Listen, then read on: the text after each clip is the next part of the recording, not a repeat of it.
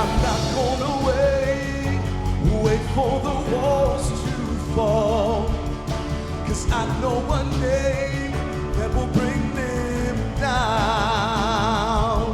See, I've got a praise waking within my soul, and I'm not ashamed to declare it now.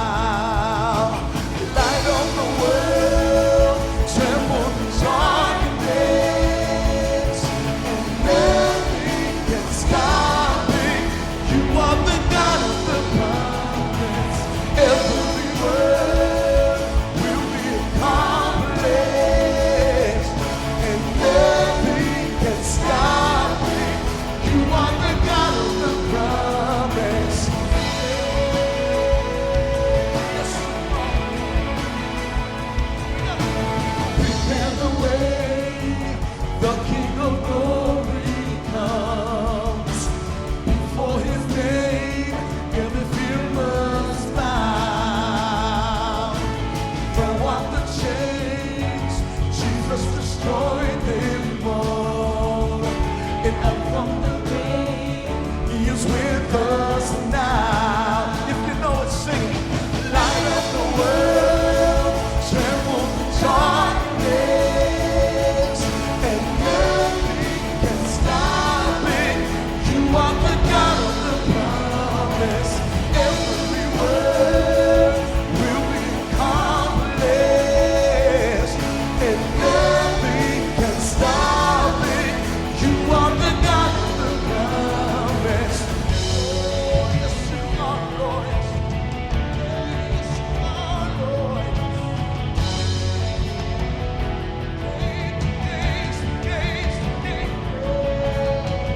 The gates of the hell will never stand a chance. Your name prevails. Jesus, the great I am. No word will fail. No weapon formed against your name prevails. Jesus, the great I am.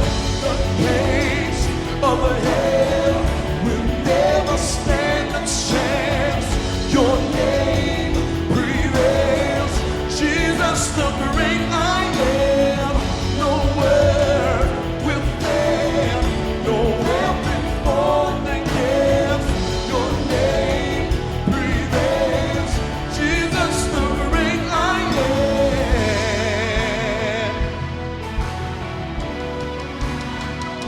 Oh, yeah. Light of the world, tremble the darkness, and nothing can stop it. You are the God of the promise. Every word will be accomplished. Thank you, Lord. Nothing can stop it. You are the God of the promise. Oh, yes, you are. Oh, yes, you are.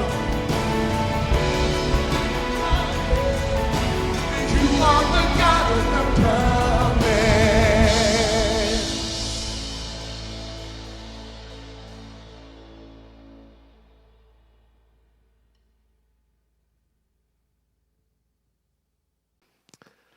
Well, happy Valentine's Day weekend. I don't know about you, but if I say that and you cringe a little bit, like, I'm right there with you. Like, I'm not that big of a Valentine's Day person. Maybe it's not Valentine's Day for you. Maybe it's, Single Awareness Day, right? I don't even like saying that either. I don't like the holiday because it's such a dividing holiday, right? I mean, it's like you're either celebrating Valentine's Day or you're not. You know what I mean? It's one of those like such a moment where you, I don't know, like you either feel really great or you don't. Or, hey, you may have someone to celebrate Valentine's Day with and you still feel not great because your expectations weren't met, right?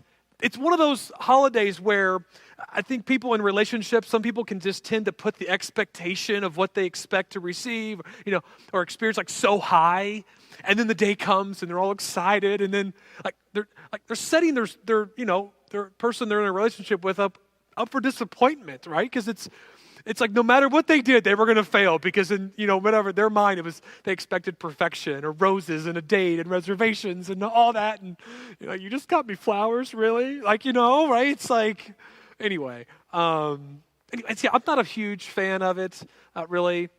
But I did get my wife a card and a gift and some flowers, okay? So there, all right. But... But wherever this, but in my mind, it was promoted by a greeting card company, so I'm just kind of like, whatever. But again, it's one of those things where the expectation's so high and you can be let down, and then the excuse they give, maybe you've even said this too, right? It's the thought that counts. It's the thought that counts. No, it doesn't. No, that's the worst line ever. If my wife comes home and I tell her, hey, honey, I got some great news. Today, I had the thought of cleaning the kitchen. I know. You don't have to thank me. I know. And on the counter right here, I had the thought to put some flowers. I just had, right? I know. It's a thought that, right? I had the thought of picking up my clothes off the floor. I had the thought. No, that's horrible. No one really believes that. Well, wherever you are in that, happy Valentine's Day. There was, I heard about a wife, she fell asleep, took a nap during Valentine's Day, and she woke up and after a dream, and she told her husband, honey, I just had the weirdest dream. I dreamt that you had given me an expensive, a beautiful diamond necklace for Valentine's Day. What do you think that means? And the husband said, well, you'll find out tonight. So that night they go out to dinner, and he gets out a gift, it's wrapped, and she's all excited, and she opens it up, and there it is. It's a book entitled "The Meaning of Dreams." Yeah, not what she thought, right?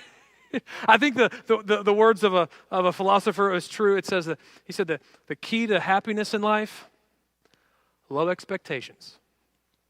There you go. So maybe some of us need to have that same mindset for Valentine's Day. Just low expectations, and it's like, no, lower. Keep them low, right? Well, here's what I want to do. I want to, because it's kind of the day where we think about relationships, I want to give you 3 ways that I think if we begin to adopt these mindsets, that it will improve whatever relationship you find yourself in. It's a boyfriend and girlfriend, or friendship, or coworker, or a spouse that you're married to. I think it can help if you enact these 3 mindset shifts within you, and they come from the book of Romans. The Apostle Paul, who was one of the first followers of Jesus, wrote on behalf of God this letter to Christians living in the city of Rome, and he writes in such a way that I think that encapsulates how we begin to change.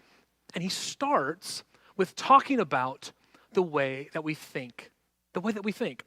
Now, it's one of my favorite chapters of this book. It's in chapter 12. Because I got to give you some context of where we're at. Chapter 12 is this kind of hinge point, or it hinges a shift in this book that he writes, in this letter, really. Where the first 11 chapters, he begins to kind of talk about or summarize his teaching on the kind of the mystical nature of us being united with God through faith in Jesus. So, and he shifts in verse 12 to begin this kind of like a brutal practicality of how then to live this life in such a way in light of what Jesus accomplished. So if we could just outline the book up until this point, we could say that chapters 1 through 3, or really halfway through the third chapter, is, if we could summarize it and say, sin separates. So 1 through 3 is sin separates. It separates us from unity with God. And then midway through chapter 3, to going till through chapter 5, we could summarize it and say, Jesus justifies. Jesus justifies. That Jesus came to pay for the sin that separated us so that we could be united with God once and forever due to our faith. So Jesus justifies, chapters 3 through 5. And then we could do 6 through 8 would be, we could summarize and say the law is powerless. The law is powerless from this point forward, that no longer does a list of instructions hinge on whether or not we're accepted by God. It's through faith in Jesus. So the law is powerless. And then chapters 9 through 11, we could say then this message now, salvation is for all. Salvation is for all. And then chapter 12 begins this shift to talk about, like, in light of all of that, now let's begin to talk about now. In other words, it's kind of like chapters 1 through 11 was the building of a sports car.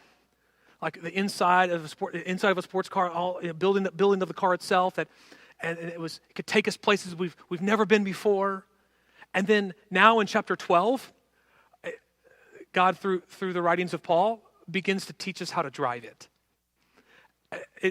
It's kind of like once you get into chapter 12, we're enrolled in this school that we never graduate from. And the second that you think you have, you start right back at grade 1. So in chapter 12, he makes this shift to talk about our daily lives. And what I want to do is pull out 3 things that I think can help any relationship that you're in to truly bring about God's will for that relationship, and to truly have it be a blessing for you that maybe you've never experienced before. But in light of Valentine's Day, I just have to say that I think that all breakdowns in relationships happens because of thoughts. And more specifically, I would say that breakdown in relationships happen because of undisciplined, unencumbered thoughts that manifest themselves in unconscious habits. That undisciplined, unencumbered thoughts manifest themselves in unconscious habits. And how do we see that? We see it in, for example, thoughts of self-importance. Shows itself in habits of seeking to take from others first. Thoughts of insecurity. Shows itself in habits of pointing out the flaws of others, all the while ignoring the glaring weaknesses of ourselves. Thoughts of pride shows itself in habits of self-promotion. So what I want to do is, and not just I want to do, chapter 12 does it as well. It addresses kind of the linchpin of it all. He addresses the way that we think. He addresses our thoughts. So look with me in chapter 12, verse 1 through 2, and we'll walk through this together. He says, "Therefore I urge you, brothers and sisters, by the mercies of God, to present your bodies as a living and holy sacrifice, acceptable to God, which is your spiritual service of worship. Do not be conformed to this world, but be transformed by the renewing of your mind, so that, you ready? So that, if you have a Bible, put a box around that, so that you may prove what the will of God is, which is good and acceptable and perfect. So that you may know what the will of God is. That if you want to experience the will of God in your life, it starts with changing the thoughts in our minds. But I have to say this, that changing the way that you think doesn't change us into something, but rather it gives us something that we didn't have before. It gives us the opportunity to see things in the way that God designed it to be. It gives us the opportunity to experience things in the purpose God gave them to us for. And more specifically, relationships.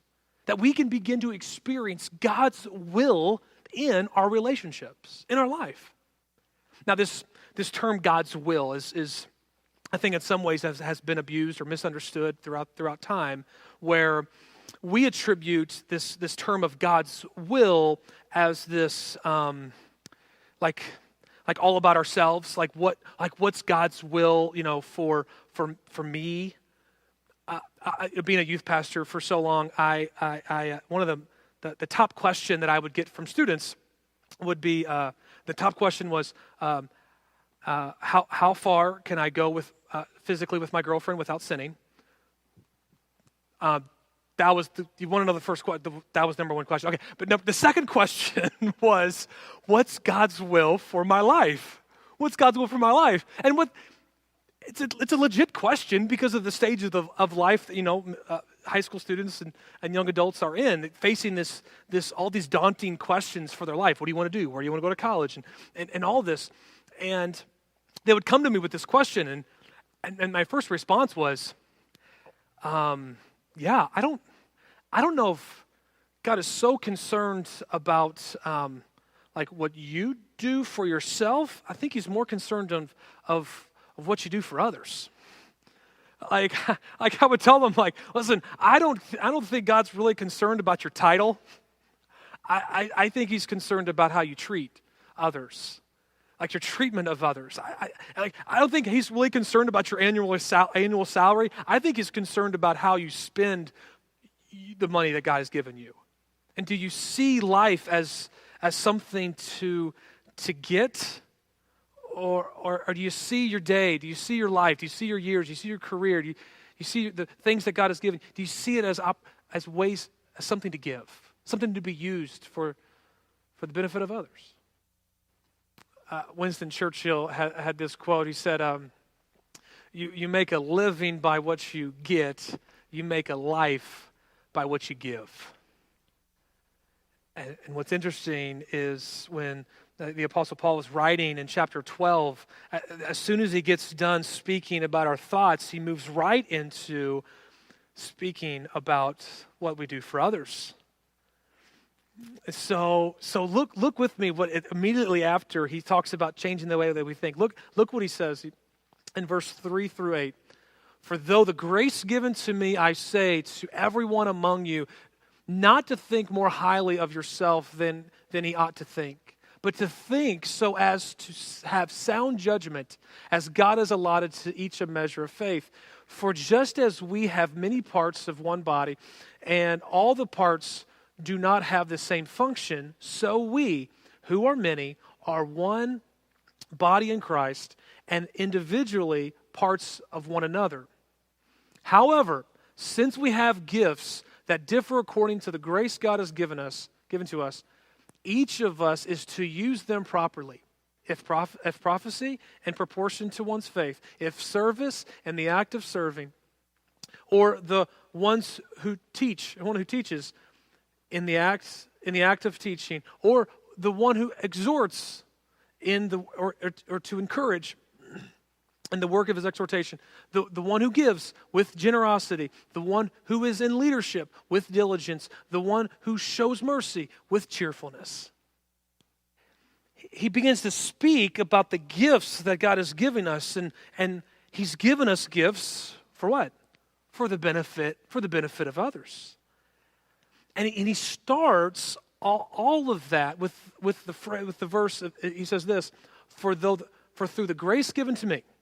So he says this in verse 3 before he ever begins to talk about how we begin to see our life toward the service of others. He starts with saying, for through the grace given to me. This is what he says. What does that mean? Like, for the grace given to me. What is he saying? What he's saying is this. He's saying, listen, what I'm about to tell you isn't from me. Like, I didn't come up with this. He's saying, listen, I didn't think this up and telling you, no. I'm not qualified to tell you this, Because after all, if you know the history of Paul, right? I mean, he by no means had a resume of his past that qualified him to now begin to be this teacher of people. I mean, he was not a follower of Jesus and did a lot of horrible things and imprisoned Christians because of their belief. And then Jesus came and talked to him and made him a follower. So what Paul is saying here is, for through the grace given to me, this isn't about me. It's the grace given to me. It's all because of the favor of God, because He's allowed me to do this, that now I say this to you. This isn't from me. This is from God. This is higher than me. And what's His command? What is it? It's this: not to think more highly of himself than he ought to think, but to think so as to have sound judgment, as God has allotted to each a measure of faith. To not think of yourself highly than you ought. No. But with sober judgment. With sober judgment. So don't think of yourself highly than you. No, with sober judgment. So here's it leads me to the first principle I want to pull out of this, and it's this: trade your expectation for appreciation. Trade your expectation for appreciation. What do I mean? What I mean by that is this: cultivate an attitude of gratitude. That when we see the person that we're in a relationship with, that we don't see ourselves higher than them. We don't see ourselves better than them. No. Because when you do that, you see all their flaws. You focus on all their weaknesses. But when we trade our expectation, what we expect them to do or expect them to be, and merely just appreciate who they are, it changes the entire relationship. Appreciating the things, the positive things about them, and choosing to focus on those instead of the ways that they don't measure up to your expectation. A young Cub Scout was walking through the forest, and he looked, and there was this yucky little frog in the riverbank, and the frog actually spoke out to him. The frog said, If you kiss me, I'll become a beautiful prince. And the young Cub Scout picked up the frog and put it in his pocket and started walking away. And the frog croaked out from his pocket and said, "Hey, how come you didn't kiss me?" And the young boy said, "I'd rather have a talking frog than a princess any day."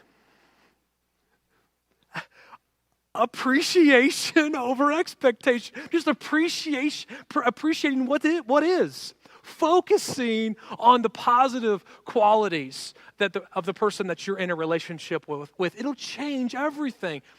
But the truth is, we treat oftentimes relationships like cars.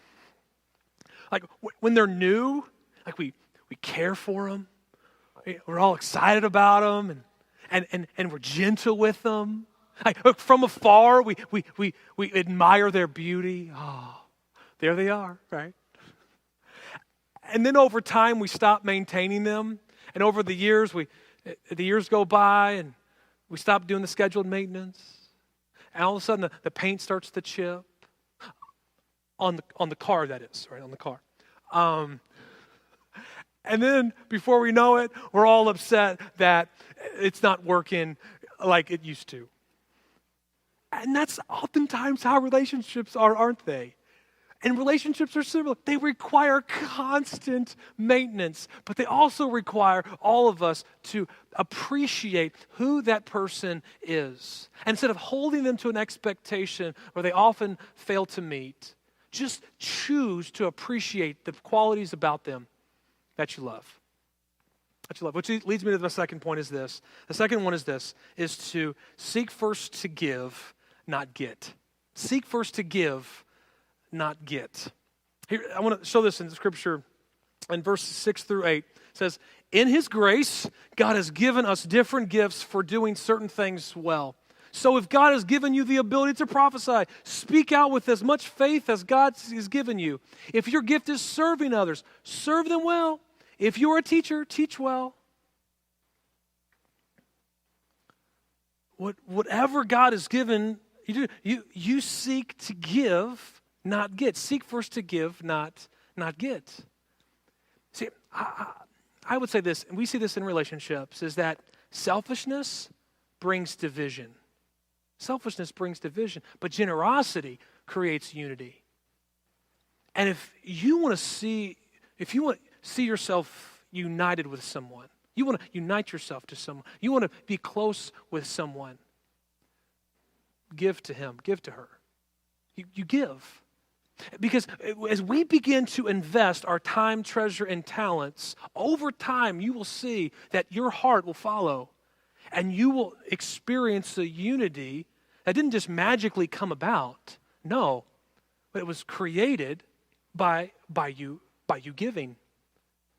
Jesus said this, he said, where your treasure is, there your heart is also. He's saying this, that it's not waiting on a feeling to motivate you to give, to waiting on just unity or a love to be created. No, out of nowhere. No, it starts by the investment that we make, by us giving first, not seeking to get. Because I would say this, if you're in it for yourself, if you're in it to make it all about you, if you're focused on the desires that you aren't getting met, your relationship is going to suffer long term. But if you adopt the mindset of, no, not what can I get, but what can I give, you'll experience a unity that God willed for you to have. In fact, the Apostle Paul later wrote this. He said, it's more blessed to give than it is to receive. The great late motivational speaker Zig Ziglar, he echoed this teaching in the famous quote that he had. He said this over and over and over again. He said, "You can have everything in life you want if you will just help other people get what they want." It's more blessed to give than it is to receive. So in your relationships, seek first to give, not get. Seek first to give, not get. Because if you make it all about yourself, you're going to have an end result that you're not going to want.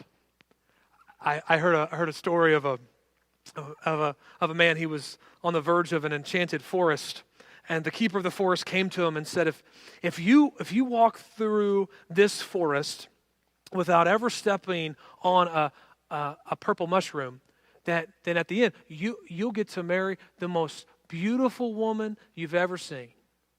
But if you step on a purple mushroom, you're going to have to marry the ugliest woman you've ever seen. Well, he's all motivated, so he's like, okay. So he's walking through the forest.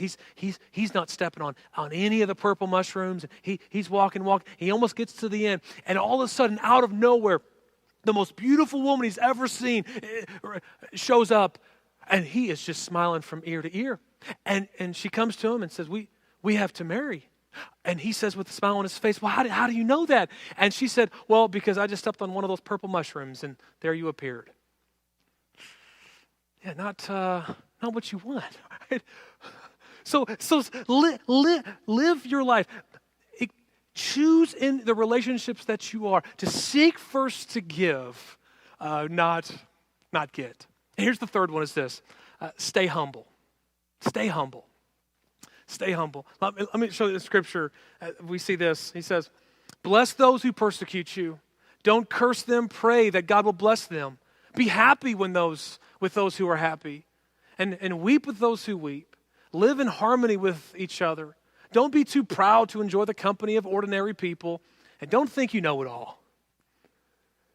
You ever hear that line? I know I did. No one likes a know-it-all. You heard that, right? Right. It says here, don't be too proud to enjoy the company of ordinary people, and don't think you know it all. I think what happens oftentimes is that what hurts relationships is that you see yourself as above that person. And here's the thing. I know for me, I know that when I have the crazy thought that somehow I'm above someone, you know when that comes about? It's created when I forget how broken I am. When I forget my sin, when I don't remember my failures, that's when you can lie to yourself to think that somehow you're above someone else. And what the second that you do that, the second that you lose that humility, that your relationship suffers. And I think humility gets a bad rap sometimes. I think it's misunderstood. See, humility isn't somehow thinking less of yourself. Humility is thinking of yourself less. See, confidence and humility make a perfect pair. In fact, I would say that the more confident in who you are, more confidence you have in who you are, gives you the greatest chance to be humble. Because your identity is not based off of what other people say about you. It's not based upon your performance. It's based on what God has said to you. That you are His and you are loved, and there's nothing you could ever do to change that because of the work Jesus did on your behalf. So, stay humble. In your relationships, stay humble. See, when we begin to ruminate over our past mistakes, that creates shame. When we forget about our past mistakes, that creates a pride.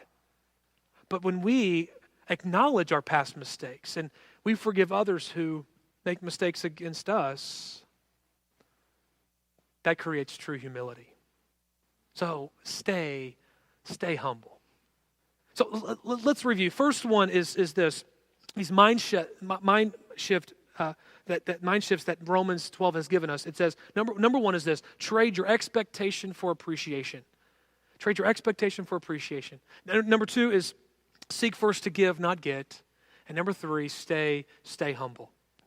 I want to give us some next steps that we can take. For the first one is this: trade your expectation for appreciation. I would say focus on the positive things of the person you're in a relationship with. I would even encourage you to write them down. And if you don't want to write them down, make a habit of saying them out loud. So write them down or whatever, and post a note or on your phone or whatever, and put them somewhere where you can see them. When you see that positive quality in that other person, say it out loud. Say it to them. Maybe even this Valentine's Day or wherever you're at, or text them, or say it to their face, whatever. Say, hey, you know what I appreciate about you? I appreciate this. I appreciate this. I appreciate this. Make a habit of saying those things out loud. Number two is to seek to give first, not get. Seek first to give, not get. And I would say this: make it a goal every day to do something for the person you're in a relationship with, whatever, friendship, whatever, every other day, whatever. But make a decision every day, every other day, to do something in service for that other person. Make it a checkbox. Make it a checkbox. And here's the thing: you do that because don't wait for the feeling to serve someone. No, you make a decision to serve someone. Where your treasure is, there your heart will be also. Where we invest our time, treasure, and talents, our hearts will follow. So if you want to create a unity within the relationships that you're in, seek first to serve and make a choice every day, every week, to do something in service for that person. And the third one is this: stay humble. Stay humble. And here's your action step. Ready? Be the first to say, I'm sorry. Be the first to say, I'm sorry. And acknowledge your mistakes before the other person does. And that's hard. That's hard. But here's the thing. As you do, I know it hurts in the moment, but it communicates a value to the other person of how much you value that relationship, that you're willing to humble yourself and admit your faults. So whenever you make a mistake, don't ignore it. Don't say to yourself, well, maybe, did it really offend them? If it didn't really offend them, then I'm not going to say sorry. Okay, if it really hurt them, then I'll say sorry. But if it doesn't, then I won't. No, you be the first to say sorry and acknowledge your mistakes. God's will for you is to experience relationships that are unified and that start with a service-first mindset. that starts with that appreciating that other person that God has placed in your life, seeking to give first rather than you get, and staying humble. And as you do these three things over and over and over and over again, we're never done, I think you'll experience God's will for the relationships in your life. Thanks for watching.